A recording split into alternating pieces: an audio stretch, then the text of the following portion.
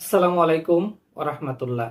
শিশু বাচ্চাদের জ্বর এবং খিঁচুনি কি কি কারণে হতে পারে এবং এমনটি হলে কি করবেন?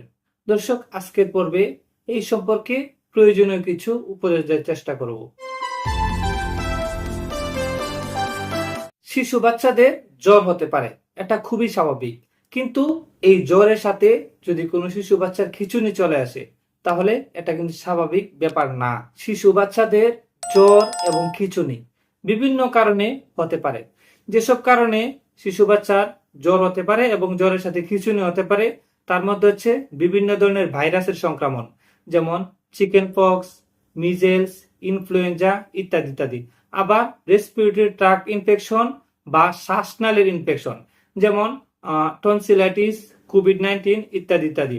ইউরিনারি ট্র্যাক্ট ইনফেকশন বা মূত্রনালীর ইনফেকশন, মেনিনজাইটিস বা ব্রেনের ইনফেকশন, ইপিলেপসি এবং ম্যালেরিয়া ইত্যাদি ইত্যাদি। এবার আসি, কোন শিশু বাচ্চার যদি জ্বরের সাথে খিঁচুনি চলে আসে, তাহলে কি করবেন?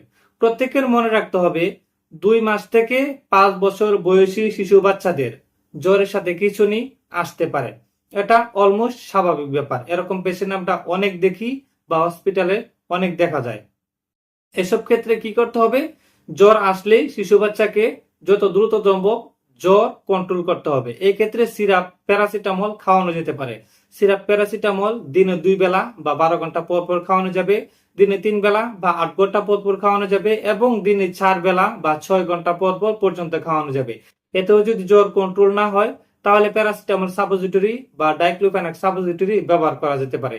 এবং তার সাথে সাথে যতবার পেশেন্টের জ্বর আসবে, ততবার বা কতক্ষণ পর পর পেশেন্টকে পাতলা একটি কাপড় বা একটি গামছা ভিজিয়ে পেশেন্টের সমস্ত শরীর একটু পর পর মুছে দিতে হবে।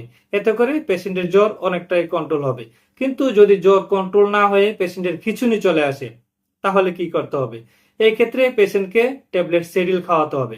ট্যাবলেট সেডিল খাওয়ার ডোজ হচ্ছে প্রতি কেজির জন্য 0.2 to 5 milligram per KG body weight. অর্থাৎ একজন 5 কেজি শিশু বাচ্চার ক্ষেত্রে ট্যাবলেট সেডিল 5 মিলিগ্রাম এর 1/4 পানি দিয়ে গুলে পেশেন্টকে খাইয়ে দিতে হবে বা বাচ্চাকে খাইয়ে দিতে হবে।